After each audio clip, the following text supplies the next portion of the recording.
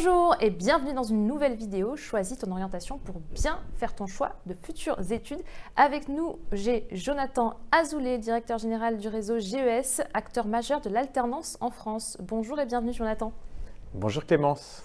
Allez, aujourd'hui, sans suspense, on va parler alternance. C'est un peu la formule qui marche en ce moment et de plus en plus, on va dire. Est-ce que pour commencer, vous pouvez présenter le réseau GES ? Alors, le réseau GES, Réseau des grandes écoles spécialisées, est un réseau d'enseignement supérieur qui compte environ 8500 étudiants, dont on va dire 60% sont en contrat d'alternance, avec différentes écoles qui composent ce réseau. Tout d'abord, PPA Business School, qui est l'école de management, le SGI, qui est l'école d'informatique, le IML Paris, qui est l'école de marketing du luxe, l'ICANN, qui est une école de game design 3D et jeux vidéo, le CITV, qui est une école de digital marketing et audiovisuel, l'EFET Studio Créa qui est une école de design, l'EFET Photo une école de photo, et puis Modart qui est une école de stylisme et modélisme, et enfin le NGDE qui est une école d'expertise comptable. Donc il y en a un peu pour tous les goûts, on peut dire ça. Allez, on commence avec une première question peut-être pour bien démarrer. À qui s'adresse l'alternance? Est-ce qu'on est toujours sur le schéma de l'apprentissage comme on l'avait au tout début, il y a plus maintenant des décennies? C'était réservé aux boulangers, aux métiers un petit peu manuels. Alors, est-ce qu'on peut faire déjà un point général sur l'alternance en général et puis voir un peu les profils qu'on retrouve maintenant aujourd'hui? Alors, l'alternance aujourd'hui s'adresse à tous les étudiants dans l'enseignement supérieur jusqu'à Bac+5. Il n'y a aucune formation qui ne peut pas faire de l'alternance. Cela va dépendre aussi des débouchés qu'il y a dans les différents secteurs et des habitudes qu'il peut y avoir dans différentes formations ou secteurs. Par exemple, dans des domaines comme la photo, on n'est plus sur des métiers d'indépendants, donc il n'y a pas d'alternance qui est possible. Et puis ça s'adresse à des jeunes qui peuvent aller jusqu'à aujourd'hui 29 ans, puisque la loi justement a réformé les contrats d'alternance, où on a deux types de contrats d'alternance, le contrat d'apprentissage d'une part et le contrat de professionnalisation.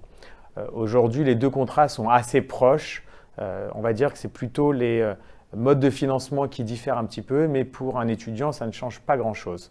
Ce qu'il faut savoir, c'est qu'un étudiant qui aujourd'hui est en contrat d'alternance, que ce soit professionnalisation ou apprentissage, bénéficie d'une rémunération qui peut aller jusqu'à 80% du SMIC, qui bénéficie aussi d'un financement de sa scolarité. Et justement, l'entreprise, là, c'est les dernières réformes qui ont été mises en place par le gouvernement pour faire face à la crise sanitaire que le pays connaît aujourd'hui, une prime à l'embauche de 8 000 €, ce qui est extrêmement important, ce qui signifie que quasiment 80% du coût d'un alternant est pris en charge par le gouvernement, ce qui est quand même assez exceptionnel et ce qui permet justement de favoriser la conclusion de nouveaux contrats d'alternance. Et d'autre part, la deuxième mesure qui a été prise, c'est un financement pour tous les apprentis qui rentrent ou les alternants qui rentrent en formation, d'un financement durant 6 mois de leur formation pour trouver un contrat d'alternance, ce qui n'était pas le cas auparavant. Donc, c'est-à-dire qu'un étudiant aujourd'hui qui rentrera en formation a 6 mois pour trouver son contrat d'alternance et l'entreprise bénéficie en plus d'une prime de 8 000 € pour le recrutement de cet alternant. D'accord.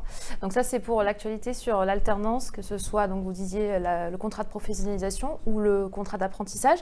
Pour ce qui est des profils, j'aimerais bien savoir, vu qu'on est sur une semaine thématique spéciale post-bac, à quel type de lycéen peut s'adresser l'alternance? Est-ce qu'il faut avoir une certaine maturité? Vous avez dit donc un peu tous les domaines de compétences, on le voit bien notamment au travers des écoles que vous représentez, mais est-ce qu'il faut avoir une certaine personnalité, une certaine maturité peut-être pour s'adresser, pour s'orienter vers l'alternance? Tout à fait, c'est-à-dire qu'il faut avoir un projet professionnel clairement défini. Aujourd'hui, l'alternance est un vrai choix pédagogique, un vrai choix d'enseignement. On apprend à l'école et en entreprise et les deux sont extrêmement complémentaires. Ce n'est pas j'apprends à l'école et j'applique en entreprise, c'est j'apprends et j'applique à l'école, j'apprends et j'applique en entreprise.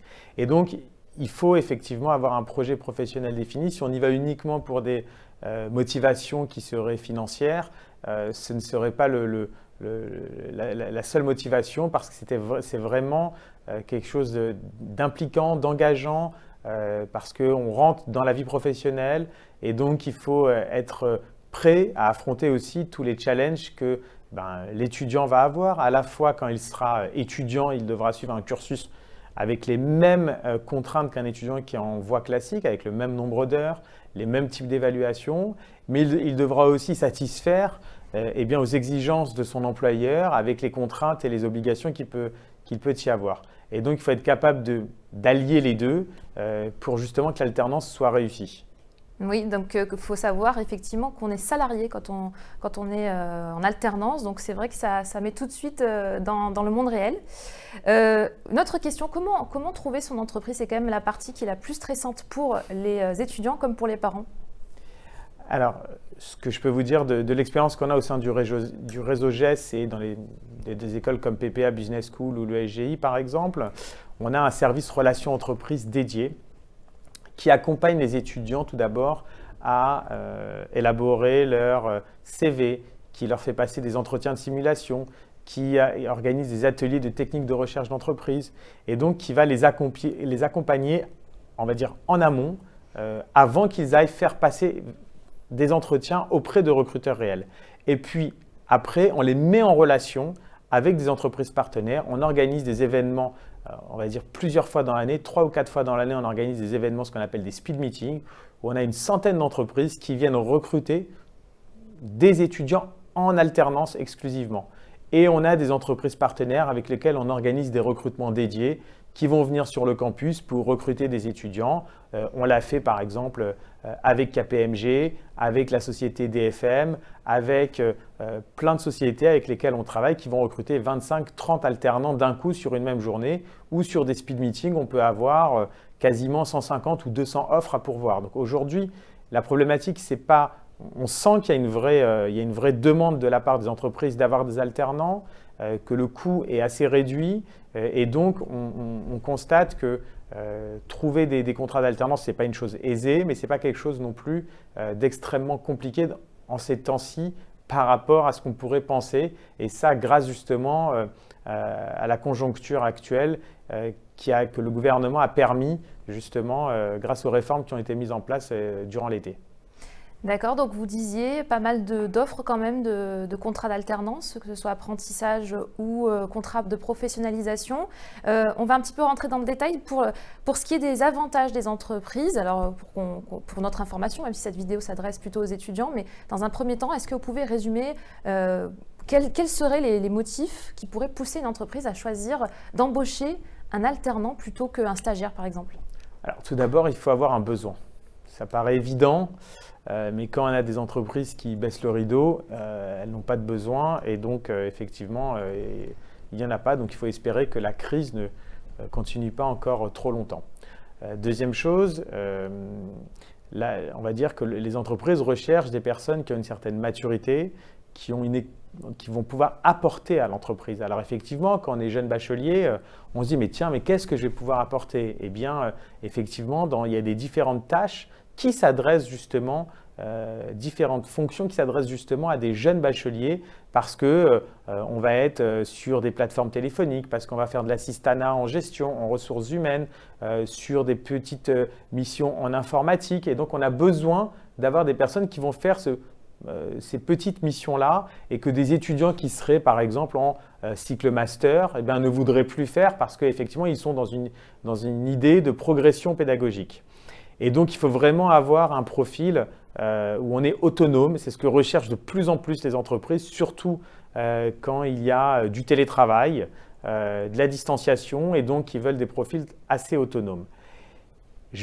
On peut revenir sur les quelques avantages aussi, c'est-à-dire qu'aujourd'hui, pour une entreprise de recruter, ça coûte quasiment rien de recruter un alternant, puisqu'avec une prime de 8 000 € dans l'enseignement supérieur et 5 000 s'il a moins de 18 ans, le coût pour un apprenti est quasi nul, très faible. C'est de l'ordre de 200 à 250 € par mois, ce qui est vraiment aujourd'hui assez mineur comparé à ce que ça peut rapporter pour une entreprise qui souhaite notamment rebondir face à cette crise. D'accord. Et donc, par contre, ça rapporte énormément pour l'étudiant. Donc, on disait, on finance nos études et également on reçoit un salaire.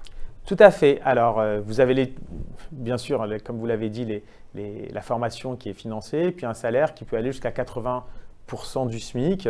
entre 60 et 80% du SMIC, on va dire grosso modo, ce qui représente quand même un salaire qui permet d'avoir une certaine autonomie quand on est jeune étudiant, qui permet aussi de se financer, de se prendre en charge. Donc, ce n'est pas négligeable aussi. D'accord. Et en termes justement de soft skills, est-ce que, enfin ce qu'on appelle les soft skills, c'est-à-dire qu'effectivement ça va apporter une compétence, c'est-à-dire qu'on va être un peu plus pointu dans le domaine dans lequel on aura travaillé, mais est-ce que ça peut apporter justement une certaine maturité ou venir encore plus l'accentuer une fois qu'on a terminé ? Alors, effectivement, c'est ce qu'on a appelé à PPA, la PPA Stage par exemple, où on accompagne les étudiants dans le développement de leurs soft skills et de toutes ces compétences professionnelles qui sont nécessaires pour occuper un poste. Ce n'est pas simplement avoir des compétences techniques, mais c'est savoir aussi évoluer et comporter en milieu professionnel, mais c'est aussi savoir gérer sa e-réputation sur les réseaux sociaux, par exemple, comment on va chercher un emploi sur LinkedIn, comment on se met en avant. Et justement, si on est capable de travailler en équipe, si on est capable de travailler en mode projet, si on va développer des compétences qui ne sont pas forcément, quand on est dans les domaines de la communication, de la comptabilité, de la finance, on a effectivement une technicité à apprendre et c'est indispensable, c'est la base. Mais aujourd'hui, ce que vont rechercher les entreprises, c'est des gens qui vont apporter justement cet esprit collaboratif, cette autonomie, cette capacité à pouvoir travailler en équipe tout en étant à distance. Donc, c'est quelque chose d'assez nouveau. Mais je crois que les jeunes générations aujourd'hui sont justement habituées à ce type de travail collaboratif, ce type de travail collaboratif à distance. Et ce n'est pas un défi, c'est un défi, mais c'est quelque chose qui est tout à fait surmontable aujourd'hui pour un jeune de 18 ans qui justement souhaite aller vers une formation en alternance ou vers un contrat d'alternance. Peut-être insister justement sur l'importance de ces soft skills. On ne le sait peut-être pas quand on a 17-18 ans, mais ça peut faire la différence entre deux candidats à compétences égales, d'avoir pour le recrutement, d'avoir cet ensemble de qualités que vous en avez cité quelques-unes. Alors, il faut aussi être capable de prendre du recul par rapport à ce qu'on va vous demander. C'est aussi l'idée justement de la formation en alternance, de conceptualiser, un peu de théoriser. Donc, c'est très important ce recul que peut avoir un étudiant par rapport aux problématiques qui lui sont posées, sur justement de faire face aux difficultés, au stress, donc de gérer les priorités, de gérer le stress, ce sont des éléments très importants. Et on le voit bien, être agile au sens large, c'est pas simplement maîtriser des méthodes de gestion de projet, mais aussi être agile dans sa manière de penser et sortir en permanence des sentiers battus pour pouvoir innover, proposer, disrupter. Et donc, ce sont des éléments dont alors effectivement, on ne peut pas attendre tout ça dès le premier jour quand on rentre en entreprise, quand on est un jeune alternant de 18 ans, mais il faut avoir cet esprit-là, non pas de tout remettre en question, parce que c'est aussi pas possible, mais d'analyser l'environnement dans lequel on évolue, de comprendre effectivement qu'est-ce qu'on pourrait faire évoluer, qu'est-ce qu'il y a de positif, et donc justement d'apporter des solutions à son manager, à son responsable. Et justement, de l'agilité, il en faut quand même pour pouvoir gérer vie en entreprise et vie à l'école aussi. Est-ce que ce n'est pas aussi quelque chose qu'il faut prendre en compte avant de se lancer dans une alternance ? Oui, ça demande une très grande organisation et ça nécessite justement d'avoir un suivi minutieux tout au long de l'année, de ne pas lâcher les cours, de ne pas lâcher en entreprise, parce que si on lâche d'un côté, ça a des répercussions de l'autre. Inévitablement, on le voit tous les ans, il y a toujours quelques étudiants qui pensent que tant que ça se passe bien en entreprise, ils peuvent se permettre effectivement, entre guillemets, de sécher les cours. Eh bien, on constate que ça a des répercussions parce qu'à terme, on est tout de suite, on perd vite pied. Et donc, j'insiste bien, ça demande une très grande rigueur, une très grande implication et des sacrifices parce qu'effectivement, on travaille et souvent, les week-ends, ils sont faits pour travailler ses cours et pas pour voir ses amis. Disons qu'en ce moment, c'est peut-être plus facile. C'est le moment idéal pour le faire, on va dire. C'est dans l'air du temps, mais effectivement, quand on a 18 ans, les week-ends, en général, on préfère voir ses amis. Là, on va dire que la situation est plutôt, le contexte est plutôt favorable pour pouvoir travailler et se recentrer sur les choses indispensables. Alors rassurons-les aussi un petit peu, peut-être aussi les parents, ils sont accompagnés justement pour acquérir cette agilité et ne pas lâcher. Est-ce que vous pouvez nous expliquer un petit peu à quel type d'accompagnement on peut avoir droit? Alors, ils sont accompagnés d'une part, chez nous au sein du réseau Geste, ils sont accompagnés par les chargés de relations entreprises qui font le point en permanence entre l'entreprise et l'étudiant pour savoir si tout se passe bien, mais aussi par des assistantes pédagogiques qui les suivent tout au long de l'année pour savoir que toute la scolarité se passe bien.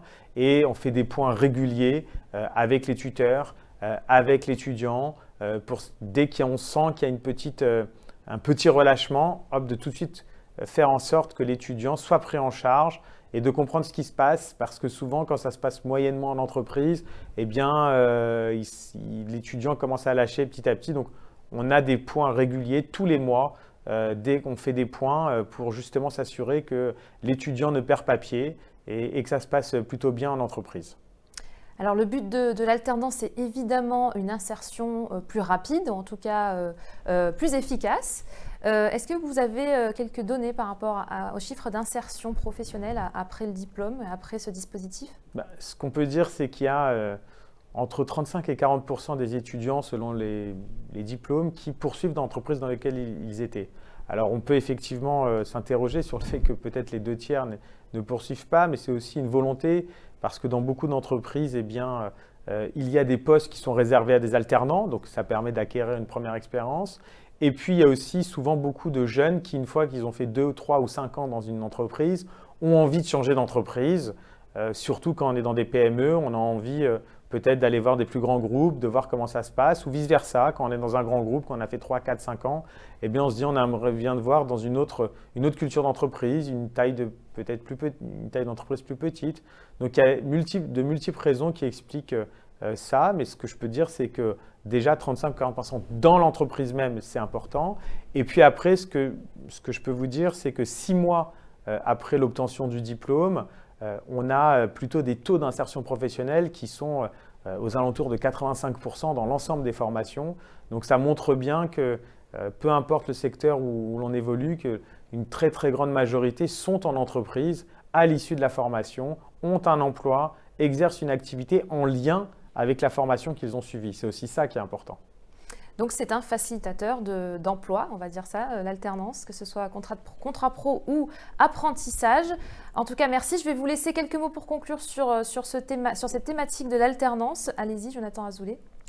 Si je devais résumer l'alternance, il faut avoir un projet professionnel bien défini, il faut être bien armé et avoir une certaine maturité et autonomie pour faire face aux contraintes qui peuvent avoir lieu à la fois en entreprise et à l'école. Mais en tous les cas, c'est un formidable accélérateur dans sa vie professionnelle, dans la maturité aussi, parce que les étudiants qui font ça, quand je vois à PPA Business School qui rentrent en première année et qui terminent en 5e année, ont extrêmement mûri, extrêmement appris. Et on apprend et on pratique à l'école, on apprend et on pratique en entreprise. C'est ce qui est la beauté de l'alternance. Et je pense que les gens qui vont dans cette voie-là, les jeunes qui vont dans cette voie-là, peuvent être rassurés par les mesures qui ont été prises par le gouvernement, justement pour les accompagner dans leur insertion professionnelle, tout d'abord en alternance et puis après, une fois qu'ils ont terminé leur contrat en alternance, comme on l'a dit, c'est un formidable accélérateur d'insertion professionnelle. Merci beaucoup Jonathan Azoulay, directeur général de GEST, acteur majeur de l'alternance en France. Merci à vous d'avoir suivi cette petite capsule expert. Je vous dis à très bientôt pour une nouvelle vidéo dans Choisis ton orientation.